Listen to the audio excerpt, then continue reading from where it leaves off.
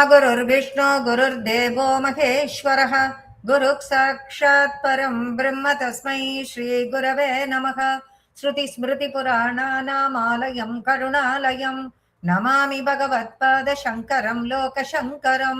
सदाशिवसमारम्भां शङ्कराचार्यमध्यमाम् अस्मत् आचार्यपर्यन्तं वन्दे गुरुपरम्पराम्। गुरुचरणारविन्दाभ्यां नमः।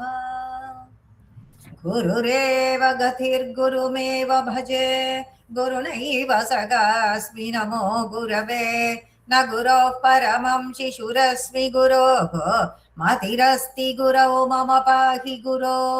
श्रीकान्तो मातुलो यस्य जननी सर्वमङ्गला जनकः शङ्करो देवः तं वन्दे कुञ्जराननम्। पीताम्बरङ्करविराजितशङ्खचक्रकौमोदकी सरसिजङ्करुणासमुद्रम् राधासखायमतिसुन्दरमन्दहासं वातालयेशमनिशं हृदि भावयामि। 33வது தசகம். போன தசகத்துல நம்ம மத்ஸ்யாவதாரத்தை பத்தி பார்த்தோம். இப்ப அம்பரீஷ சரித்தம். பிரவாகமா சுகர் சொல்லிட்டு வர்றார் பரீட்சித்துக்கு பாகவதத்தை. மத்ஸ்யாவதாரம் வரைக்கும் சொல்லிடுறார். அப்புறம் ராமச்சரித்திரம் வருது. ராமச்சரித்திரத்தை சொல்லணும்னு சொல்லி அவர் ஆசைப்படுறார். அந்த சந்தர்ப்பம் வரும் பொழுது கேட்கிறவா பக்தர்கள் எல்லாருமே என்ன பண்ணுவான்னா, ராமச்சரித்திரத்தை கேட்ட உடனே ரொம்ப புலகாங்கிதம் ஆயிடும். வேற எந்த கதையுமே இனிமே வேண்டாம்பா நம்ம கேட்கறதுக்கு அப்படின்ற அளவுக்கு ஆயிடும். அதனால அற்புதமான ஒரு ராமச்சரித்திரம், அந்த ராமச்சரித்திரத்தை திடீர்னு நம்ம ஆரம்பிச்சு சொல்லிடக்கூடாது அப்படின்னு சுகர் நினைச்சாராம். உடனே ஸ்ரீ சுகர் என்ன பண்ணிட்டார், ராமனுடைய வம்சம் இருக்கு இல்லையா, ஸ்ரீராமனுக்கு வம்சம் இக்ஷ்வாகு குலம் அப்படின்னு சொல்லிட்டு நமக்கு எல்லாருக்குமே தெரியும். சூரிய வம்சத்தை சேர்ந்தவர் அப்படிங்கிறவர் ராமர் அப்படிங்கிறதும் நமக்கு எல்லாருக்கும் தெரிஞ்சது. இவர் என்ன பண்றார், ஸ்ரீ சுகர் உடனே ராமருக்கு முன்னாடி அந்த இக்ஷ்வாகு குலத்துல இருந்தவாளை பத்தி சொல்லி, அதுக்கப்புறம் அங்கதான் அம்பரீஷ சரித்திரமே இருக்கு. அதையெல்லாம் அங்க இருந்தவாளினுடைய அந்த மகிமை, இக்ஷ்வாகு குலத்தினுடைய மேன்மை, இதெல்லாம் முதல்ல சொல்லிட்டு அப்புறமா ராமச்சரித்திரத்துக்கு வரணும் அப்படிங்கிறது அவருடைய விருப்பம். அதனால பாகவதத்தை அனுசரிச்சு அவரு இப்படிதான் அம்பரீஷ சரித்திரத்துக்கு அப்புறம்தான் ராமச்சரித்திரத்தை கொண்டு வந்திருக்கார் ஸ்ரீ சுகர் பாகவதத்துல. அதே மாதிரி பட்டத்திரியும் நாராயணியத்துல மத்ஸ்யாவதாரத்திற்கு பிறகு அம்பரீஷ சரித்திரத்தை எடுத்துட்டு இருக்கார்.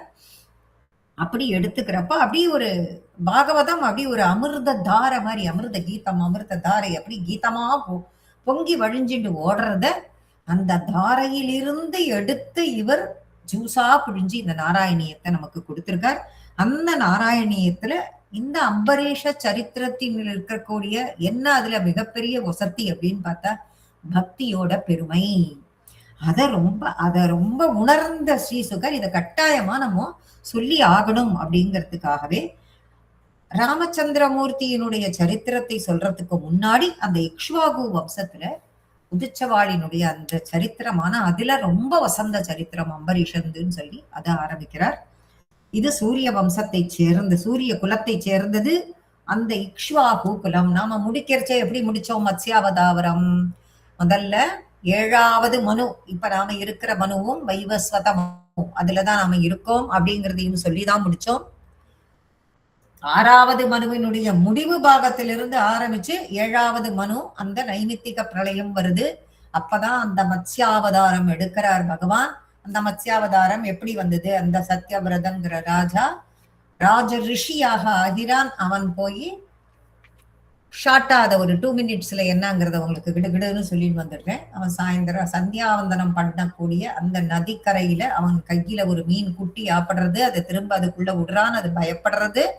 அதை எடுத்து என்னை கூட்டிட்டு போய் எனக்கு பயமா இருக்கு, பெரிய மீன்லாம் இருக்குன்னு சொன்ன உடனே தன்னுடைய கமண்டலத்துல வச்சுட்டு போறான். தன்னுடைய ஆசிரமத்துல கொண்டு வைக்கிறான். அந்த கமண்டலத்துல விட பெருசா இருந்து, சரின்னு எடுத்துட்டு போய் அதை குடத்துல விடுறான், அதை விட பெருசா இருந்து. அப்புறம் கிணத்துல விடுறான், அதை விட பெருசா இருந்து. சரோவரில் ஏரியில விடுறான், அதை விட பெருசா இருக்கு. இப்படி குளம் கிணறு ஒண்ணா பெருசாயிண்டே இருக்கு. எல்லா இடத்துலயும் விட்டு இப்படி பெருசாயிண்டே இருக்கேன். நான் அதுக்கிட்டயே கேட்கிறான், இப்படி நீ பெருசாயிண்டே போற, நீ என்ன பண்ணட்டும், நானு எனக்கு தெரியலையே, நான் என்ன பண்ணிட்டோம்னு கேட்கும் பொழுதுதான் திரும்பவும் என்னை கொண்டு அங்க விடு அப்படின்னு சொல்லிட்டு சொல்லும் பொழுது கொண்டு விட்டுடுறான். விட்ட பிறகு கேட்கிறான், நீ யார்? இவ்வளவு சீக்கிரமா நீ இது மாதிரி இது பண்ணிட்டு இருக்கியே, யாருன்னு கேட்கும் பொழுதுதான் பகவான் தன்னை வெளிப்படுத்திக் கொள்கிறான் அப்படிங்கிறத பார்த்தோம். அப்படி வெளிப்படுத்திக்கும் பொழுது இப்ப பிரளயம் வரப்போறது அப்படின்னு உடனே பிரளயத்தை பார்க்கணும்னு சொல்லி இவன் ஆசைப்படுறான்னு சொல்லும் பொழுது சப்த ரிஷிகளுக்கும் ரிஷிகளையும் வேதங்களையும் விதைகளையும் மூலிகைகளையும் கலெக்ட் பண்ணிட்டு 7வது நாள் நீங்க இரு, அப்போ ஒரு படகு வரும் அந்த பிரளயத்துல, அப்ப நீ அதுல ஏறிக்கோன்னு சொல்லிட்டு மறைஞ்சு போறார். மறைஞ்சு போகிறது அந்த மீனாக இருக்கக்கூடிய அந்த பகவான். அப்ப போகும்பொழுது இதே மாதிரி 7வது நாளைக்குள்ள இவர் எல்லாத்தையும் கலெக்ட் பண்ணிட்டு 7வது நாளுக்காக தியானம் பண்ணிட்டு வெயிட் பண்ணிட்டு இருக்கிறச்சே 7வது நாள் வருது, படகு வருது, அதுல எல்லாரும் ஏறிக்கிறா. அந்த படகை நிலை நிறுத்துறது மிகப்பெரிய அளவில் வந்த மத்ஸ்யாவதாரமான பகவான். அந்த அவர் சொன்னபடியே அதனுடைய மூக்கை எடுத்து அதனுடைய மூக்கில ஒரு கயத்தை கட்டி அதுல இருக்கிற கொம்புல கட்டி உலகம் முழுவதையும் சுற்றி காண்பிக்கிறார். இந்தந்த இடத்துல இது இது இருக்குன்னு சொல்லிட்டு எல்லாவற்றிற்கும் சப்த ரிஷிகளையும் அங்கங்க நியமிச்சு இந்த சத்தியபிரதனை வைவஸ்வத மனுவாக 7வது மன்வந்திரத்தின் மனுவாக நியமிக்கிறார். இப்ப அந்த வைவஸ்வத மனுதான் அதனுடைய கண்டினியூவேஷனாகத்தான் இங்க நாம இத பார்க்க போறோம். அப்படி அந்த வைவஸ்வத மனுவின் வழி வந்தவன் தான் இந்த அம்பரீஷன் அப்படிங்கிறவன். அதை பத்தி தான் ஆரம்பிக்கிறார். அம்பரீஷனின் பக்தி வாழ்க்கை எல்லாம் எப்படி இருந்தது அப்படின்னு சொல்லிதான் ஃபர்ஸ்ட் அவர் ஆரம்பிக்கிறார். வைவஸ்வதாख्यमनुपुत्र नभागजात नाभग नामक नरेन्द्र सुदोऽम्बरीषः सप्तार्णवावृत महीधयितोऽपि रेमे त्वत्सङ्गिषु त्वयि च मग्नमनः सदैव. வைவஸ்வதாக்கிய அப்படின்னு கொண்டு வர்றார். அம்பரீஷ சரித்திரத்துல சூரிய குலத்தில் தோன்றியவர் அப்படிங்கிறத சொல்றதுக்காக முதல்லயே நம்ம இதை எப்படி அனுபவிக்க போறோம் அப்படின்னு ஆரம்பிக்கிறதுக்கு எப்படி கொண்டு வர வைவஸ்வதாக்கிய மனு. அப்ப வைவஸ்வதன் என்னும் ஒரு மனு இருந்தான் அப்படின்னு ஆரம்பிக்கிறார். பட்டத்ரி இது மாதிரி ஆரம்பிக்கிறார். 7வது மனு அவர் சூரியனின் மகன். சூரியனுக்கு விவஸ்வான் ஒரு பேர் உண்டு. அதெல்லாம் போன சரித்திரத்திலேயே நம்ம பார்த்ததுதான். அப்படி அந்த சூரியனின் மகனாக இருந்ததனால் வைவஸ்வதன் என்று பெயர். அந்த வைவஸ்வதன் என்னும் ஒரு மகன் இருந்தான். வைவஸ்வதாக்கிய மனு புத்திர. அந்த மனுவுக்கு ஒரு புத்திரன் இருந்தான். அந்த மனுவுக்கு ஒரு மகன் பிறந்தான். ஒரு மகன் தான் பிறந்தானா அப்படிங்கிறதெல்லாம் அப்புறம் பார்த்துக்கலாம் நம்ம. அந்த மகனுக்கு ஒரு மகன் பிறந்தான். அந்த பையனினுடைய பெயர் என்ன அப்படின்னு பார்க்கும் பொழுது அந்த பையனினுடைய பெயர் நபாக. அவன் பெயர் நபாகன். அவன் பெயர் நபாகன். உடனேவே அடுத்த வார்த்தை என்ன போடுறாரு? நபாக ஜாத நாபாக. அந்த நபாகன் என்பவனின் பையன் நாபாகன்.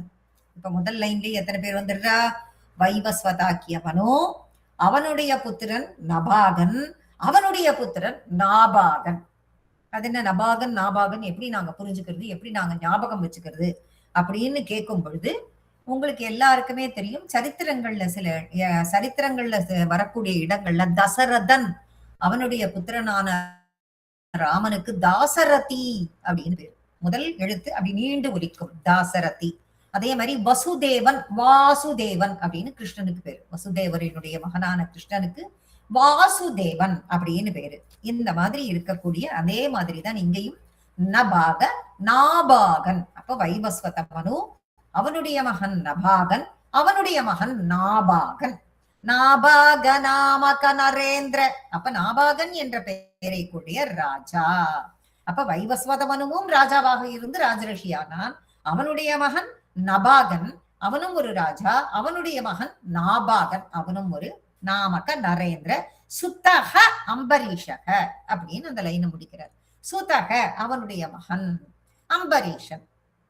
அப்போ இந்த வைவஸ்வத மனு நபாகன் நாபாகன் அந்த நாபாகனினுடைய மகன் அம்பரீஷன். வைவஸ்வத மனுவினுடைய கொள்ளு பேரன் அப்படிங்கிற ஒரு லைனுக்கு வருது. இந்த 2 லைன்ல அந்த இக்ஷ்வாகு குலத்துல இருக்கிற அந்த வைவஸ்வத மனுல இருந்து இங்க வரைக்கும் பட்டத்திரி கிடுன்னு கொண்டு வந்து காமிச்சிட்டார். ஏன்னா அம்பரீஷ சரித்திரத்தை சொல்லணும், அதுக்கப்புறம் நிறைய சொல்ல வேண்டி இருக்கு. 2 லைனுக்குள்ள ஷார்ட்டா முடிச்சிட்டார். இந்த அம்பரீஷன் எப்படி இருந்தான் அப்படின்னா, தன்னுடைய மூதாதையர்கள்லாம் எப்படி நாட்டை ஆண்டு வந்தாலோ அதே மாதிரி இவனும் ஆட்சி செய்தான். இவனுடைய ஆட்சிக்கு கீழே என்ன இருந்தது? சப்தார்ணவாவிருதமகி, சப்தார்ணவ ஆவிருத மகி அப்படின்னு பிடிக்கணும். சப்த அப்படின்னா 7, ஆர்ணவன கடல், 7 கடல், ஆவிருத 7 கடலால் சூழப்பட்ட மகி இந்த பூமி, 7 கடலால் சூழப்பட்ட இந்த பூமியை, தயிதக தலைவனாக, இந்த பூமிக்கு 7 கடலால் சூழப்பட்ட இந்த பூமிக்கு தலைவனாக இருந்து அவன் ஆட்சி பண்ணான்.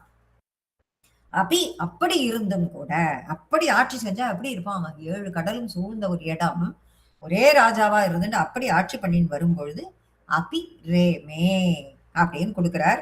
அப்படி இருந்தும் கூட ரேமே, அவன் ஆனந்தமா இருந்தான். என்ன இது ஒரு மாதிரி இடிக்கிறதே மீனிங் அப்படின்னு பார்த்தோம்னா, அப்படி இருந்தும் கூட, அப்படி இருந்து அவன் ஆனந்தமா இருந்தான் அப்படின்னு சொல்லுவோம் நம்ம. அப்படின்னா அப்படி இருந்தும் கூட அப்படின்னா என்ன அர்த்தம் அப்படின்னா, எதில் ஆனந்தமாக இருந்தான்னு ஒரு கொஸ்டின் நமக்கு அங்க போடுறது. அப்படி இருந்தும் கூட அவன் ஆனந்தமாக இருந்தான்னா எதுல ஆனந்தமா இருந்தான் அப்படின்னு பார்த்தா, ராஜ்யத்தை ஆளறதுல ஆனந்தமா இருந்தானா அப்படின்னா இல்ல. ராஜ்ய சுகத்துல ஆனந்தமா இருந்தானா இல்ல. அவனுக்கு கிடைச்ச அப்படியே அவனை சுத்தி இத்தனை பேரு, படை பலம், ரத கஜ துரக பதாதிகள் எல்லாம் இருக்கே, அதுல ஆனந்தமா இருந்தான்னா இல்ல. எதுல ஆனந்தமாக இருந்தான்னா துவத் சங்கிஷு அப்படின்னு ஒரு வார்த்தை கொடுக்கிறார் இங்க பட்டத்திரி. துவத்துக்கு வாயிரப்பா, உன்னுடைய சங்கிஷு, உன்னுடைய சங்கத்தில் இருக்கக்கூடிய பகவத் பக்தர்கள் இருக்கிறார்களே அவர்களிடம், அவர்களை பார்த்த மாத்திரத்தில் உன்மீது பக்தி கொண்டுள்ள அந்த சத் சங்கத்தில், அந்த பக்தர்களிடத்தில் அவன் ரொம்ப சந்தோஷமா இருக்கான். அவளை பார்த்த மாத்திரத்துல சந்தோஷமா இருக்கான்.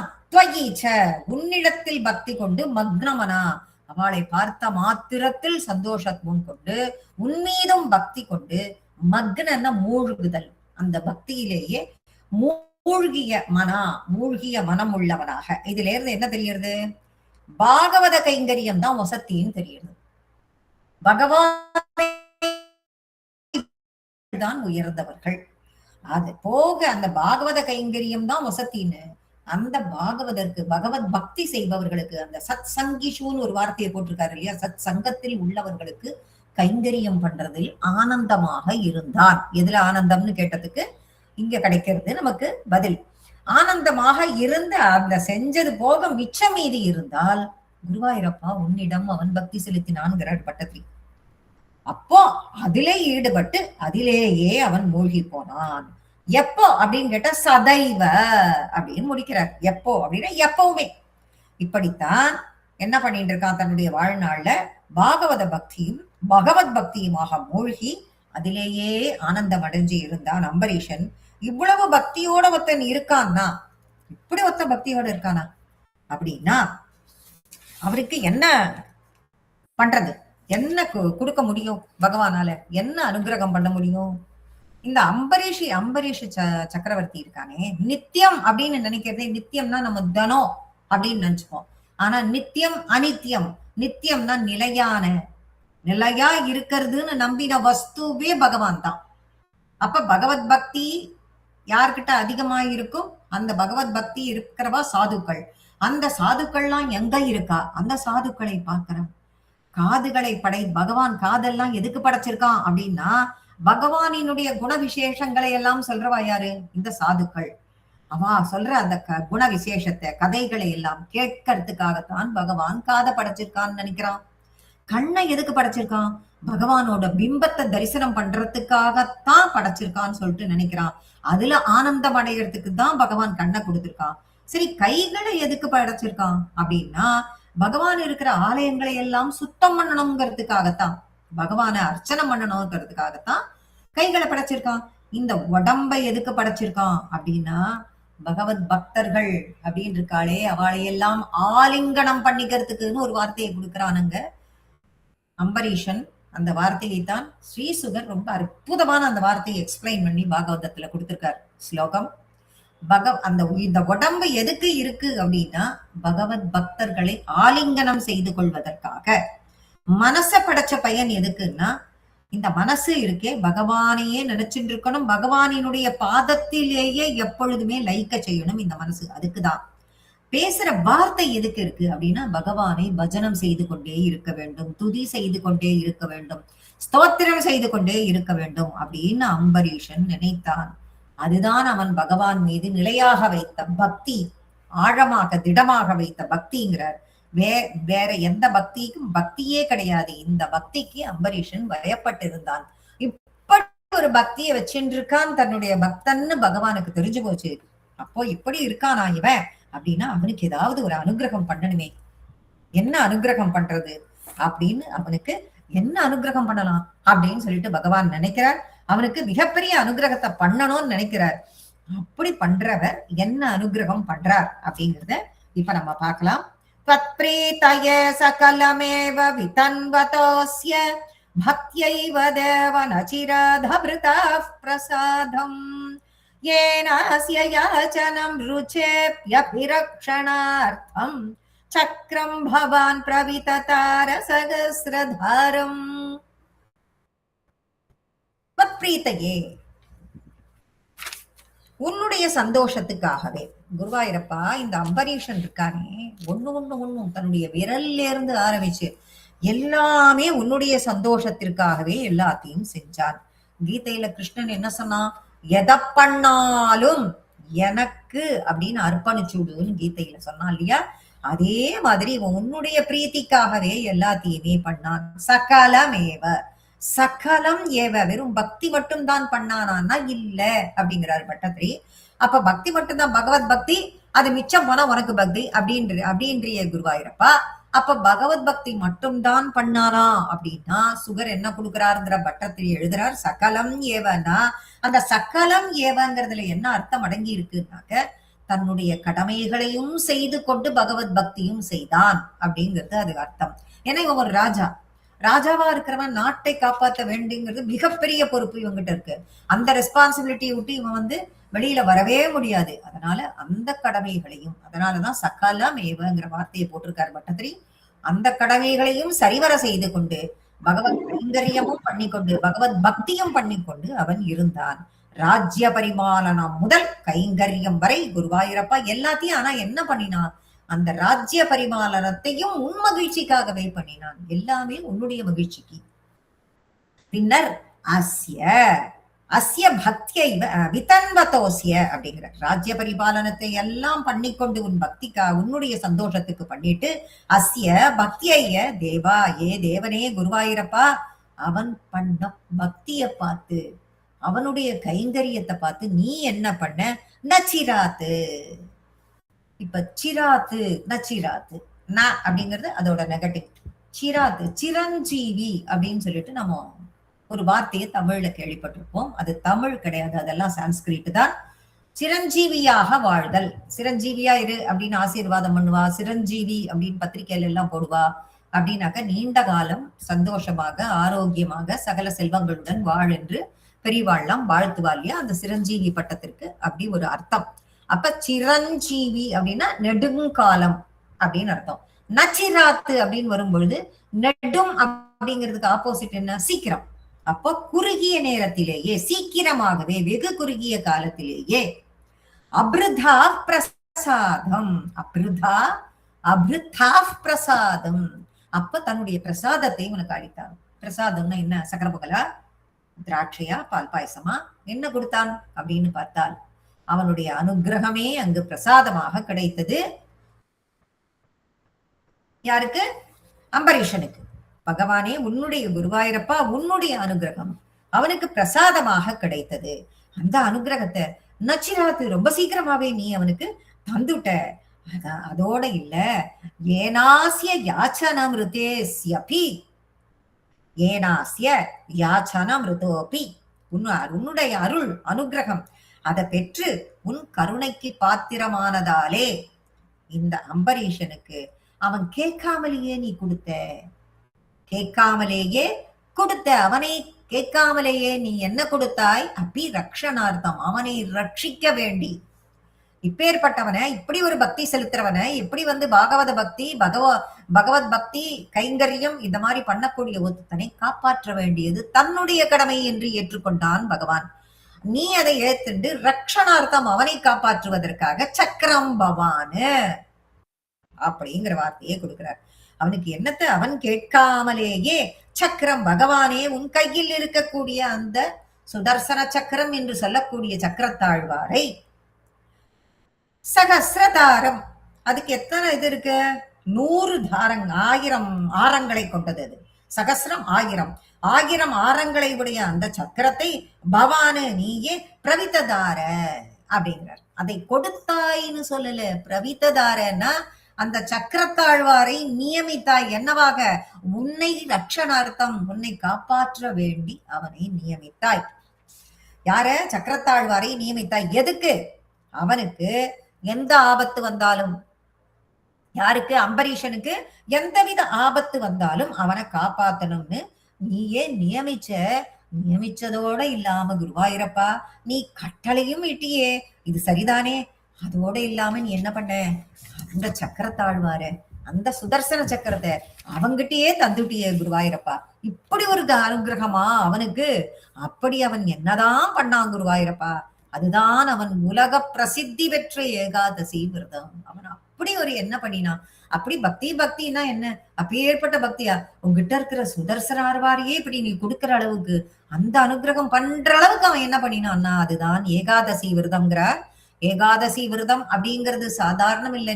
நேத்திக்கு கூட ஏகாதசி, இன்னைக்கு துவாதசி தான். நேத்திக்கு ஏகாதசி விரதம் எல்லாம் நம்ம இருக்கிற விரதங்கள்லாம் ஒரு விரதம்ங்கிற பேருல எல்லாம் நாம சொல்லிக்கிறோம் அப்படின்னு ஒரு பேரு, அதுக்குன்னு ரூல் இருக்கு. அதுவும் இவன் எப்படி பண்ணான் அப்படின்னா 1 வருஷ காலம் ரூல் படி அனுசரித்தான். எங்க? பத்னியுடன். எந்த இடத்துல? காட்டுல. எந்த காட்டுல? மதுவனம் என்று சொல்லக்கூடிய காடு. இந்த காட்டு பேரு மதுவனம். இது எங்கேயோ நமக்கு கேட்ட மாதிரி இருக்குமே. இது எங்கேயோ எப்பயோ நான் சொல்லியிருக்கேன். உங்களுக்கெல்லாம் இது ஞாபகம் இருக்கணுமே. ஞாபகம் இருக்கும் நினைக்கிறேன். எங்கங்கிறத நானே சொல்றேன். துருவச்சரித்திரத்தில் துருவன் மதுவனம் என்ற காட்டில் தான் தவம் இருந்தான் அப்படிங்கிறத நாம அங்க பார்த்தோம். அதே மதுவனம் என்னும் காட்டில் தான் இவரும் போய் ஏகாதசி விரதம் 1 வருடம் அனுஷ்டிக்கிறார். அந்த காடு அது காடாகவே இருந்தது அம்பரீஷன் காலம் வரை.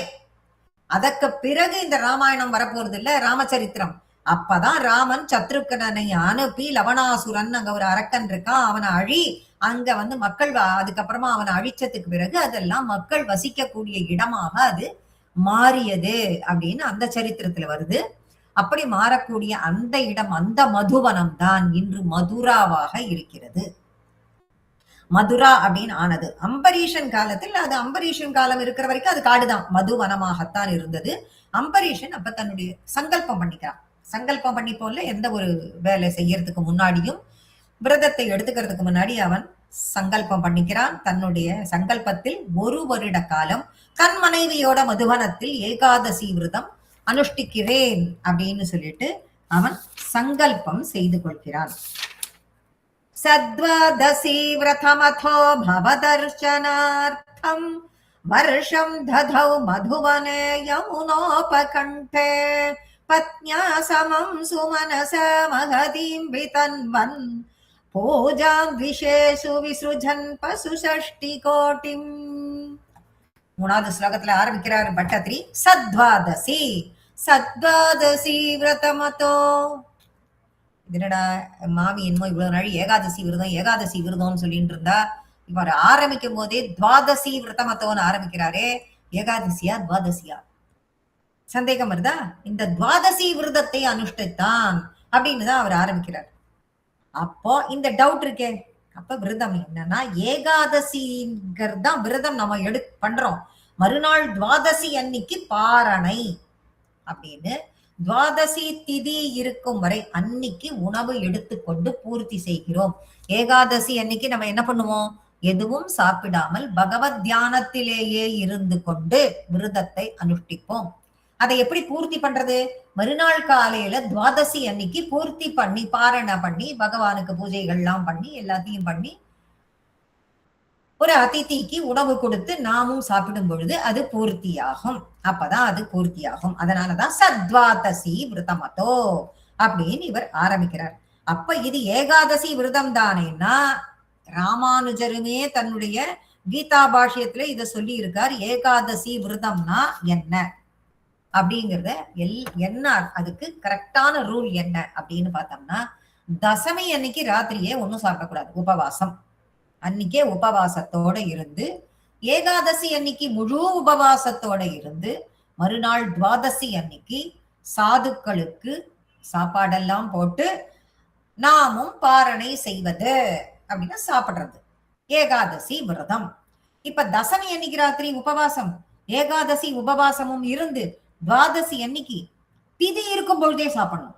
திதி இருக்கும் பொழுதே பகவத் பூஜை எல்லாம் பண்ணி முடிச்சுட்டு சாதுக்களுக்கெல்லாம் அன்னம் இட்டுட்டு அப்புறம் தானும் பாரணை செய்து முடித்தல் என்பது நியமம். அதுதான் துவாதசி விரதம் அப்படிங்கிறது. இந்த துவாதசி விரதத்தை அனுஷ்டித்தாதான் ஏகாதசி விரதம் இருந்த பலன். இந்த துவாதசி அன்னைக்கு சாப்பிடுறோமே கார்த்தால அந்த பாரணை பண்ணி சாப்பிடும்போது சில சமயத்துல பார்த்தோம்னா துவாதசிங்கிறது அன்னைக்கு சாயந்தரம் வரைக்கும் கூட இருக்கும். சில சமயத்துல பார்த்தா அன்னைக்கு ராத்திரி வரைக்கும் கூட இருக்கும். சில சமயத்துல பார்த்தா அல்ப துவாதசின்னு கார்த்தால கொஞ்சம் நேரம் தான் இருக்கும், போயிடும், சீக்கிரமே போயிடும்.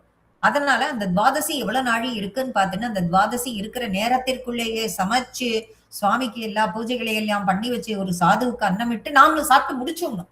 அப்பதான் நீ ஏகாதசி விரதம் இருந்த பலன் அப்படிங்கறதே சொல்றார். எல்லாத்தையும் முடிக்கணும். அதுக்குள்ள அம்பரீஷன் இந்த விரதத்தை கொஞ்சம் கூட நழுவாது அனுஷ்டித்து வந்தான். இந்த துவாதசி விரதத்திற்கு இவ்வளோ மகிமை இருக்கு அப்படிங்கிறது ஏகாதசி அன்னைக்கு பகவத் தியானம் அதெல்லாம் செஞ்சு கொண்டிருக்கிறதுனாலதான்.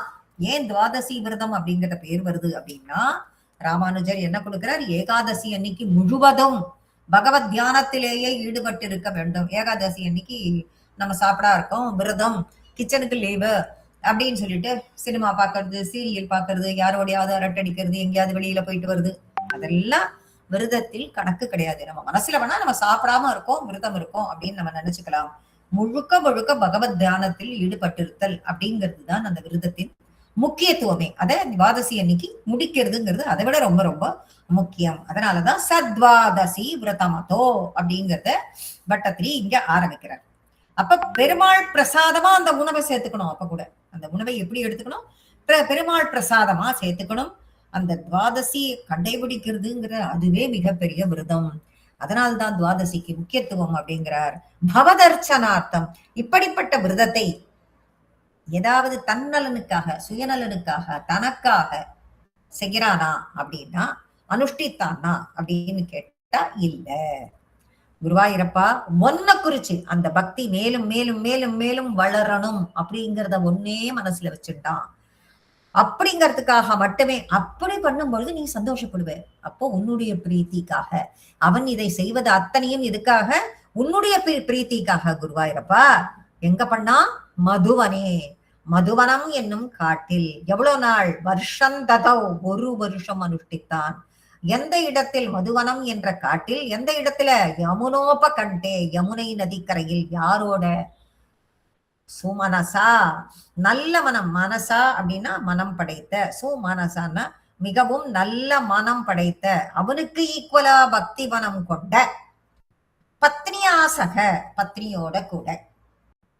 பத்னியோட கூட மகதீம் ரொம்ப உயர்வாக, பூஜாம், குருவாயிரப்பா ஒன்ன பற்றிய பூஜையை தன்வன் ஏகாதசி என்று முழுவதுமாக பூஜை செய்து, த்விஜேஷு வேதம் படித்தவர்களுக்கு, த்விஜன் ஏற்கனவே நம்ம சொல்லிட்டேதான் இருக்கோம். த்விஜன் அப்படின்னா இரு பிறப்பாளர்கள், அந்தணர்கள், வேதம் வல்லார்கள், அவர்களுக்கு இரு பிறப்பாளர்கள்னு பேரு. முதல் பிறப்பு பிறந்தவுடன் பிறப்பது, இரண்டாவது பிறப்பு அப்படிங்கிறது உபநயன சம்ஸ்காரம் பண்ணும் பொழுது உண்டாகக்கூடியது. அப்ப பிரம்மோதேசம் பண்ணும்போது ஜாதகர்மா நாமகர்மான்னு பண்றது உண்டு. அப்ப இரண்டாவது பிறப்பாக வர்றதுனால அது த்விஜன் அப்படின்னு சொல்லப்படுகிறது. இன்னொன்னு பல்லு அப்படின்னு சொல்லியிருக்கோம். பால் பற்கள், பர்மனன்ட் டீத். அதனால இது ரெண்டுத்துக்கும் த்விஜன் அப்படின்னு பேரு. இந்த இடத்தில் இவன் அந்த வேதம் படித்தவர்களுக்கு விஸ்ருஜன் தானங்களை கொடுத்தான். அந்த ஏகாதசி விரதம் எல்லாம் இருந்து துவாதசி அன்னைக்கு பகவதாராதனை பண்ணி வேதம் படிச்சவாள்லாம் கூப்பிட்டு அவளுக்கு தானங்கள்லாம் கொடுத்து, அந்த தானங்கள்லாம் கொடுத்து அதற்கு பிறகு அவர்களுக்கு அன்னமிட்டு அதுக்கப்புறம் இவன் சாப்பிடுவான். இதுதான் அவனுடைய ரூல். இப்படி பண்ணா அப்படின்னா தானம் கொடுத்தானே அப்படின்னா என்ன தானம் கொடுத்தான் அப்படின்னா பசு. என்ன தானம் கொடுத்தான்? பசு. எத்தனை பசு தானம் கொடுத்தான்? 60 கோடி. ஒரு பசு கொடுத்தானா? பசுமாடு தானம் பண்ண அப்படிங்கிறது அது வேற விஷயம். எத்தனை பசுவை கொடுத்தான் அப்படின்னு பார்த்தா சஷ்டி கோட்டி 60 கோடி பசுக்களை, 60 கோடி பசுமாட்டுக்களை, பசுமாடை தியானம் பண்ணான். 60 கோடி பசுமாடுகளை தியானம் பண்ணான். சாதாரண காலத்துல தானம் பண்ணாலே பெரிய புண்ணியம். இதுல ஏகாதசி துவாதசி அப்படிங்கிற புண்ணிய காலத்துல எல்லாம் கோடிக்கணக்கான பசுக்களை தானம் பண்றதுங்கிறது அளவே இல்லை. அப்படி ஒரு பலனை கொடுக்கும். இந்த விரதத்தை ஒவ்வொரு மாதமும் தவறாம 1 வருஷ காலம் அனுஷ்டித்து வந்தான். அதனாலதான் பவதர்ச்சனார்த்தம் உன்னையே அர்ச்சனை பண்ணி, உனக்கே பூஜை பண்ணி, உன்னையே தியானம் பண்ணி, உன்னையே நினைச்சு அப்படிங்கிற வார்த்தையை கொடுக்கிறார். இதுல இருந்து என்ன தெரியுது? விவேகிகள் தான் செய்யற சத்காரியங்கள் எல்லாமே பகவானுக்கு, அவருக்கே அர்ப்பணம் அப்படின்ற பக்தியோட பண்ணணுங்கிறது இந்த அம்பரீஷ சரித்திரத்திலிருந்து தெரியுது. நிஷ்காமமா பண்ணணும் அப்படிங்கிறது தெரியுது. பாகவதத்திலையும் சரி, கிருஷ்ணருடைய பிரீத்திக்காகவே அம்பரீஷன் இந்த விரதத்தை ஆரம்பிச்சான்னு சொல்றார். அரசனுக்கு எவ்வளவு ஆர்வம் நம்பிக்கை இருந்ததோ அப்படி அவன் மனைவிக்கும் இருந்ததுங்கிறதையும் எடுத்து கொடுக்கிறார். அப்படி விரதத்தை கடைபிடிச்சுட்டு வந்தா, பகவானுக்கு மகா அபிஷேகம் எல்லாம் முறைப்படி பண்ணா, பீதாம்பரம் ஆபரணம் புஷ்பம் இதாலெல்லாம் பூஜை பண்ணி எல்லாத்தையும் பண்ணி, வேத வித்துக்களுக்கு 60 கோடி பசுமாடுகளை அப்படியெல்லாம் தானம் பண்ணலையா, அலங்காரம் பண்ணி, அந்த சுகர் சொல்றார் பாகவதத்துல, எப்படியெல்லாம் அலங்காரம் பண்ணினா அந்த பசுமாட்டுக்கு அப்படின்னு, அந்த அலங்காரம் பண்ணி அவ்வளவு அழகா தானம் பண்ணான். விஸ்தாரமா ஒரு தானம் பண்ண அந்த பசுமாட்டுக்களை தானம் பண்ணத அப்படி ஒரு ஸ்லோகம் விஸ்தாரமா பாகவதத்துல கொடுக்கிறார் சுகர். அலங்காரம் பண்ணி கொடுத்தார் அப்படிங்கிற வரைக்கும் நாம அதை தெரிஞ்சுக்கலாம். அப்படி எல்லாம் அவன் ஏகாதசி விரதத்தை கடைபிடித்து கொண்டு வரும் பொழுது, தத்ராதபாரணதினே பவதர்ச்சனாந்தே துர்வாசசாஸ்ய முனினா பவனம் பிரபேதே भोक्तुं व्रतश्च स नृपेण परार्तिशीलः मन्दं जगाम यमुनां नियमान् विधास्यन्. தத்த அப்படி ஏகாதசி விரதத்தை அம்பரீஷன் அனுஷ்டித்துக் கொண்டு வரும் பொழுது, அத பின் பாரணத்தினே அந்த துவாதசி பாரணை பண்ணக்கூடிய அந்த தினத்தில், துவாதசி என்று காத்தால, பவதர்ச்சனார்த்தே குருவாயூரப்பா உன்னை போற்றி செய்யக்கூடிய எல்லா அர்ச்சனையும் எல்லாத்தையும் அவன் முடிச்சுட்டு எல்லாத்தையும் பண்ணி முடிச்சுட்டு, அவன் துவாதசி முடியறதுக்குள்ள சாப்பிடணும் இல்லையோ, அப்படின்னு சாப்பிடுறதுக்காக தன்னுடைய விரதத்தை முடிக்கிறதுக்காக உட்கார்ந்தான். அப்ப ஒருத்தர் வந்தார். யார் வந்தா? துர்வாசாஸ்ய துர்வாசா அஸ்ய முனினா, துர்வாசர் என்ற ஒரு முனிவர், துர்வாசர் என்ற ஒரு முனிவர் அம்பரீஷனின் பவனம் பிரபேதே. அவன் என்ன பவனம்னா மாளிகை என்ன, அவன் தான் இங்க வந்து காட்டுல வந்து குடியில போட்டு ஒரு ஆசிரமத்தை போட்டு உட்கார்ந்துட்டு இருக்கான். அந்த ஆசிரமத்திற்கு அதை பவனம்னு கொடுக்கிறாரு. அப்ப அந்த ஆசிரமம் என்ன வசதி? மாட மாளிகை கூட கோபுரம் எல்லாம் தான் குடிசை. இதுதான் பவனம் அப்படிங்கிற வார்த்தை. அவர் போடுற ஒரு வார்த்தையிலும் எவ்வளவு அர்த்தம் பதிஞ்சிருக்குங்கிறத நம்ம புரிஞ்சுக்கணும். அந்த பவனம் பிரபேதி, அந்த பவனத்திற்கு, அந்த இடத்திற்கு வந்தார். அங்க அவர் வந்தா என்ன பண்ணணும்? உடனே சாப்பிட உட்காந்துருந்தவங்க எழுந்துட்டான். எழுந்து கிட்டுக்கிட்டுன்னு போயிட்டு அவரை வரவேற்று உபசரித்து எல்லா மரியாதைகளையும் அவருக்கு பண்ணி அவரை சாப்பிட கூப்பிடணுமோ இல்லையோ, சாப்பிட கூப்பிடுறோம். அப்புறம் தானே இவன் சாப்பிட முடியும். அதனால சரி வந்துட்டார் ஒரு அதிதி, அவருக்கு எல்லாத்தையும் முடிச்சுட்டு நம்ம சாப்பிட்டுக்கலாம் அப்படின்னு சொல்லிட்டு, அதுக்கப்புறம் தான் சாப்பிட வேண்டும்னு அவரை வந்து சாப்பிட கூப்பிடுறான், சாப்பிடுவதற்காக. அதனால போக்தும் விருதஸ்ச நிருபேண, இந்த ராஜாவான அம்பரீஷன் போக்தும் அவரை சாப்பிடுவதற்காக வேண்டினான். உணவருந்தி உடனே வேண்டதோட எல்லாமே நீங்க சாப்பிடணும், இங்க நீங்க சாப்பிட்டுட்டு போகணும், சாப்பிட்டுட்டு எங்களை எல்லாம் ஆசீர்வாதம் பண்ணணும் அப்படின்னு பண்ணுங்கன்னு கேட்டுக்கிறான். அவர் உடனே அம்பரீஷா கொஞ்சம் வெயிட் பண்ணு. அவர் என்ன சொல்றாரு? அம்பரீஷா கொஞ்சம் வெயிட் பண்ணு, நான் இன்னும் நித்திய அனுஷ்டானமே இன்னும் பண்ணவே இல்லை, அது பண்ணிட்டு தானே சாப்பிட முடியும், இதோ நான் பண்ணிட்டு வந்துடுறேன், வந்து சாப்பிடுறேன் அப்படின்னு சொல்லிட்டு அவரு சொல்ல பட்டத்திரி அழகா இந்த இடத்துல ஒரு வார்த்தைய போடுறார். சரி சொன்னாரு, ஓகே, நித்திய அனுஷ்டானத்தை சீக்கிரமா பண்ணிட்டு வர வேண்டித்தானே. அப்போ அவர் என்ன பண்ணார், எப்படி பண்ணாருங்கிறதுக்கு அவரு உடனே நிருபேண பரார்த்தி ஷீலகா, ஃபர்ஸ்ட் ஒரு வார்த்தையை போடுறார், பரார்த்தி ஷீலகா. பெரிய ஞானம் தவம் எல்லாவற்றிலும் சிறந்தவர் தான் துர்வாசர், அதுல எந்தவித சந்தேகமுமே இல்லை, அவ்வளவு உயர்ந்தவர் தான். அந்த அளவுக்கு அவ்வளவு உயர்ந்தவரா இருந்தாலும் அவர்கிட்ட ஒரு சின்ன மைனஸ் இருக்கு.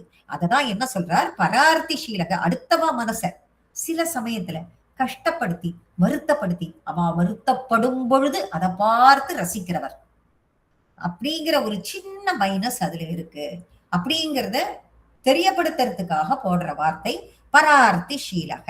அப்படி ரசிப்பார். சரி, சீக்கிரமாவது வந்து சரி போயிட்டு வரதுக்கு எத்தனை நாள் ஆகுமோ அப்படின்லாம் நம்ம நினைப்போமோ இல்லையோ, அப்படின்னு நினைச்சா இவர் சீக்கிரமாவது நடை கட்டுறாரா அப்படின்னு சொல்லிட்டு பார்த்தா இவர் இங்க இருந்து கிளம்பிட்டாரு. எங்க போறார்? மந்தம் ஜகாம யமுனா, யமுனா நதிக்கு போயிட்டாரு. எப்படி போறாரு அப்படின்னா மந்தம் ஜகாம, மந்தம்னா மெதுவா, ரொம்ப மெதுவா யமுனை நதிக்கு நதியை நோக்கி போறார். போய் நியமானு தன்னுடைய நியமங்களை அனுஷ்டானங்களை எல்லாம் பிதாசியன் போய் செய்கிறேன்னு போனாரே துர்வாசர். இது நியாயமா குருவாயிரப்பா இவர் பண்றது அப்படின்னு குருவாசரை பார்த்து எட்டி கொஞ்சம் வேகமா கேட்கிறார் பட்டத்திரி. இந்த ஸ்லோகத்துல கேட்கும் பொழுது அங்கிருந்து ஒரு நமிட்டு சிரிப்பு, புருவத்தை ஒசத்தி பட்டத்திரியை பார்த்தாராம் குருவாயூரப்பன். ஏன்னா அதுல ஒரு அர்த்தம் இருக்கு. அந்த புருவத்தை ஒசத்தி குருவாயூரப்பன் பட்டத்திரிய பாக்குறான்னா அதுல ஒரு அர்த்தம் புதிஞ்சிருக்கு. ஏ பட்டத்திரி, இனிமே நடக்க போறத பாரு, இங்க நடக்கிறதுதான் இனிமே வேடிக்கை, இது என்ன நடக்கிறது நீயே பாரு அப்படிங்கிறது அது உணர்த்துறது பட்டத்திரிக்கு. பட்டத்திரிக்கு தெரியாதா? சுகர் சொன்னதை தானே அவர் வந்து சுருக்கி கொடுக்க போறார். அந்த இதையும் அதையும் நம்ம ரொம்ப இன்ட்ரெஸ்டோட எல்லாத்தையும் சொல்லணும் குருவாயூரப்பனுக்கு. அதையும் அந்த கதையையும் விடக்கூடாது, அதையும் நம்ம அற்புதமா சொல்லணும்னு பட்டத்திரிக்கு உடனே உற்சாகம் பிறக்கிறது. அவனுடைய புருவ வசத்துல பார்த்த உடனேயே என்ன செய்கிறார் பட்டத்திரி? 5வது ஸ்லோகத்தை ஆரம்பிக்கிறார். ராஞ்யாத பாரண முகூர்த்த சமாப்திகே தாத் வாரைவ பாரணமகாரி பவத்பரண பிராப்தோ முனிஸ்ததத திவ்யத்ருஷா விஜானன் க்ஷிப்யன் க்ருதோ த்ருத ஜடோ விததான கிருத்யாம். ராஞ்யாச்ச, அம்பரீஷனை இந்த இடத்துல ராஞ்யாச்ச, அவன் ஒரு ராஜா, ராஜாவாக இருந்த போதிலும், என்ன ராஜா இல்லையா, அவன் ராஜாவாக இருந்த போதிலும் சக்கரவர்த்தி, அப்பேற்பட்ட சக்கரவர்த்தி அம்பரீஷ சக்கரவர்த்தியாக இருந்த போதிலும் பாரண முகூர்த்த சமாப்தி என்ன ஆறுது அப்படின்னா, அவர் வரட்டும், அவர் பாட்டுக்கு வரட்டும், இங்க எனக்கு துவாதசி பாரணம் முடிக்கிறதுக்கு டைம் ஆயிடுத்து, இதுப்பாயிடுத்து, நான் சாப்பிட்டுறேன் அப்படின்னு எல்லாம் எதுவுமே நினைக்கவில்லை. எண்ணமே முதல்ல இருந்தா தானே செயல்ல வரும். அந்த நினைப்பு கூட அவனுக்கு வரவில்லை. அவன் என்ன நினைச்சா, முகூர்த்தம் சமாப்தியாருது, துவாதசி பாரண பண்ற முகூர்த்தம் முடிய போறதேன்னு கேனாத்து வருத்தத்தாலே போய் தன்னுடைய ஆச்சாரியன் கிட்ட கேட்டான். இப்ப இதுக்கு என்ன பண்றது? தானே டிசைட் பண்ண முடியாது எதையும். நாமளா ஒரு டெசிஷன் எடுத்து உன்னை வந்து முடிக்கணும் அப்படின்னு நினைச்சோம்னா அது நடக்காது. சரி, இதுக்கு என்ன ஆல்டர்னேட் ஏதாவது இருக்கா அப்படின்னு ஒரு சஜஷன் கேட்கணும்னா யார்கிட்ட போகணும்? நம்ம ஆச்சாரியன் கிட்ட தான் போகணும். உடனே ஆச்சாரியன் கிட்ட போனான். ஆச்சாரியன் கிட்ட போய் துர்வாசர் வந்தது, இது மாதிரி வெயிட் பண்ணிட்டு இருக்கிறது, திதியோ முடிய போற நேரம் ஆயிடுத்து, துர்வாசரை நான் சாப்பிடறதுக்காக வேற கூப்பிட்டுட்டேனே, அவரோ யமுனை கரைக்கு போயிட்டாரே, இன்னும் நித்திய அனுஷ்டானங்களை முடிச்சுட்டு வரலையே, மணியாருதே, நான் என்ன பண்றது? ஏகாதசி வருஷத்து இப்ப துவாதசி திதி முடிய போற நேரம் வந்துடுத்தே, பாரணையை முடிக்கணுமே அப்படின்னு சொல்லி கேட்கும் பொழுது, அதுக்குள்ள முடிச்சாதானே அந்த பலன் கிடைக்கும் அப்படின்னு சொல்லிட்டு அவன் கேட்கிறான். அப்ப ஆச்சாரியன் அவனுக்கு ஒரு ஆலோசனை சொல்கிறார். என்ன ஆலோசனை சொல்கிறார் அப்படின்னா, இவன் அங்க பெருமாளுக்கு ஆராதனை எல்லாம் பண்ணியிருக்கான்ல, பூஜை எல்லாம் பண்ணியிருக்கான், அபிஷேகம் எல்லாம் பண்ணியிருக்கான், சாலி கிராமத்தை எல்லாம் எடுத்துன்னு வந்து வச்சு அபிஷேகம் எல்லாம் சாலி கிராமத்திற்கு பண்ணியிருக்கான். அந்த சாலி கிராம அபிஷேகம் பண்ணின அந்த தீர்த்தம் எல்லாம் அந்த தாம்பாளத்திலையும் இதுலயும் இருக்கு. அப்ப இந்த ஆச்சாரியன் என்ன சொல்றான் அப்படின்னா, சாலி கிராமத்தை அபிஷேகம் பண்ண தீர்த்தம் அங்க இருக்கோ இல்லையோ, அந்த அது பெருமாளினுடைய பாத தீர்த்தம், அந்த தீர்த்தத்தை எடுத்து நீங்கள் சாப்பிடுங்கள். நீ சாப்பிடு. அதை சாப்பிடுறதுனால உன்னுடைய துவாதசி பாரணை முடிஞ்சு போச்சுன்னு அர்த்தமாகும். ஆனால் அது வெறும் தீர்த்தம் தான். பாரணம் முடிஞ்சா மாதிரியும் இருக்கும், நீ சாப்பிட்டதாவும் இருக்காது. இதுக்கு வேதத்திலேயே இடம் இருக்கு அப்படிங்கறத அந்த ஆச்சாரியர்கள் சொல்றா அவனுக்கு. அதனால் துர்வாசர் வந்தாலும் அவருக்கு நீ சாதம் போட்டுட்டு அதுக்கப்புறம் நீ சாப்பிட்டுக்கலாம், உன்னுடைய விரதத்திற்கு எந்த விதத்திலும் பங்கம் வராதுன்னு சொல்லி இதற்குரிய ஆல்டர்னேட் இதுல எந்த விதத்திலையும் அந்த தீர்த்தத்தை எடுத்து நீ பெருமாள் பாத தீர்த்தம் அதை சாப்பிடு அப்படின்னு சொல்லி அவள் எல்லாம் சொல்றா. அவ சொன்ன உடனேயே அம்பரீஷனும் என்ன செய்தான்? பாத தீர்த்தத்தை எடுத்தான், குடித்தான், துவாதசி விரதத்தை பாராயணத்தை பாரணையை முடித்து கொண்டான். முடிச்ச கணக்காயிடுதுன்னு சொன்ன உடனே முடிச்சுட்டான். முடித்த மாத்திரத்திலேயே கரெக்டா துர்வாசர் வரார். திரும்பி அவர் வந்தாலும் தான் ஒண்ணும் கிடையாது அப்படின்னு சொல்லிட்டு, ஒண்ணும் பிரச்சனை இல்லை அப்படின்னு சொல்லிட்டு தானே போறா. அதனால திரும்பி என்ன பண்ணிட்டார், அவர் வராரு. வந்தவர் வாரைவ பாரண மகாரி, பெருமாள் தீர்த்தத்தை முடிச்சுன்னு பூர்த்தி பண்ணிட்டான். பகவத் பரேன, எப்படி உங்கிட்ட பக்தியோட. அப்ப கூட அத்தனை பேர் ஆச்சாரியர்கள் நீ குடின்னு சொன்னதுக்கு பிறகும், அவன் அந்த தீர்த்தத்தை எடுத்துக்கொண்ட பிறகும், பகவானே குருவாயூரப்பா உன்மீடு பக்தியோட கூட உன் நாமத்தை சொல்லிக்கொண்டே அந்த தீர்த்தத்தை அருந்தினான். சொல்றார் பட்டத்திரி, உங்ககிட்ட பக்தியோட அப்போ பிராப்தோ முனிகி, துர்வாச முனிவர் வந்துட்டார். தத்து இவன் பாரணை பண்ணிட்டாங்கிறத எப்படி பார்த்தாருங்கிறத பட்டத்திரி போடுறார். ஞான திருஷ்டின்னு சொல்லலாம் இல்லையோ, சொல்லலையே. எப்படி பாக்குறார் அப்படின்னு போட்டார் அப்படின்னா, முனிகி ததத்த திவ்ய திருஷா விஜானன், திவ்ய திருஷா, திவ்யமான ஒரு பார்வை அவனுக்கு இருக்கு. அவருக்கு இருக்கிற ஒரு திவ்ய திருஷ்டி, அந்த தெய்வீக பார்வைங்கிறார். அப்போ எந்த அளவுக்கு வசத்தியா அதே துர்வாசர பேசுறார். அங்க முன்னாடி பரார்த்தி ஷீலகன்னு போன ஸ்லோகத்துல போட்டார். அடுத்தவா வருத்தப்படுறத பார்த்தா கொஞ்சம் அவருக்கு என்ஜாய் பண்ணுவாரு அப்படிங்கிற வார்த்தையும் போட்டாரு. மெதுவா நடந்து போறாரு அதுக்காகவே அப்படின்னு அந்த வார்த்தையும் போட்டா. அதே பட்டத்திரி இங்க திவ்ய திருஷ்டின்னு அதே வார்த்தையை போடுறாரு. அதே துர்வாசர தெய்வீக பார்வை கொண்டவர். அப்ப அவ்வளவு வசத்தியாகவும் அதே பட்டத்திரி இந்த இடத்துல பேசுறார். அந்த தெய்வீக பார்வையால தெரிஞ்சுக்கிறார். அந்த தெய்வீக பார்வையை எதுக்கு யூஸ் பண்றார், தெரிஞ்சுக்கிறார். இவன் தீர்த்தத்தை சாப்பிட்டுட்டான், பாரணைய முடிச்சுட்டான் அப்படிங்கிற தெரிஞ்சுக்கிறார். உடனே க்ஷிப்யன், அவ்வளவுதான், சுடு சொல். உடனே கண்ணா அப்படின்னான் திட்டுறார். அங்கேன்னு வந்த உடனே கண்ணா அப்படின்னான் திட்டுறார். சுடு சொன்ன போதும் ஒரு வார்த்தை இல்லை. என்ன வார்த்தை அப்படிங்கிறத பாகவதத்துல சுகர் சொல்லியிருக்காரு. என்ன வார்த்தைன்னா, இந்த அம்பரீஷன் குரூர மனமுடையவன் கத்துறாரு. வாசல்ல நின்றுட்டு அம்பரீஷன் ஆசிரமத்து வாசல்ல நிக்கிறார். நின்னுண்டு குரூர மனமுடையவன், செல்வச்சிருக்கு அவனுக்கு ஜாஸ்தி, அவன் ராஜா அப்படின்னு அவனுக்கு திவிரு, அவனுக்கு கர்வம். விஷ்ணு கிட்ட அப்படியே பெருசா பக்தி பக்தின்னு சொல்லிக்கிறான். உண்மையான பக்தி அவனுக்கு கிடையாது. தான் ராஜா அப்படிங்கிற அகங்காரம். இவன் செய்த அதர்மத்தை பாருங்கள். ஏ பிராமணோத்தமர்களே, அங்க நிறைய பேர் சாதுக்கள்லாம் இருக்கா, அவளெல்லாம் கூப்பிட்டு கத்துறார் அப்படின்னு அங்க இருக்கிற எல்லா வேத வித்துக்களை எல்லாம் கூப்பிட்டு அம்பரீஷனை நேரடியாக நிந்தனை பண்றார். ஹே அம்பரீஷா, வீடு தேடி வந்த அதித்தியான என்ன பூஜை முதலியற்றால் முதல்ல பெருசா வரவேத்த, பெருசா அமக்களம் பண்ண. ஆனா எனக்கு போஜனம் எல்லாம் பண்ணி வைக்காம நீ சாப்பிட்டுட்ட, இது எந்த விதத்துல நியாயம்? அதோட பலனை நீ இப்பவே அனுபவிக்க போறேன், உனக்கு காட்டுறேன்னு ஆரம்பிக்கிறார் துர்வாசர். அம்பரீஷனை நிந்தனை பண்றார். பண்ணிட்டு என்ன க்ஷிப்யன், உடனே அப்படி சொல்லி இந்த வார்த்தைகளை எல்லாம் சொல்லி, ஒரு அதிதி வந்திருக்கேன், உனக்கு கொஞ்சம் கூட மரியாதை இல்லான்னு திட்டிட்டு, கிருதாத்து கோபத்தோட, உதிர்த்த ஜடக, கோபத்தோட உதிர்த்த ஜடகன்னு அந்த ஜடை அவர் தரிச்சுட்டு இருக்காரு இல்ல, அந்த ஜடையை அவிழ்த்து விடுறாரு.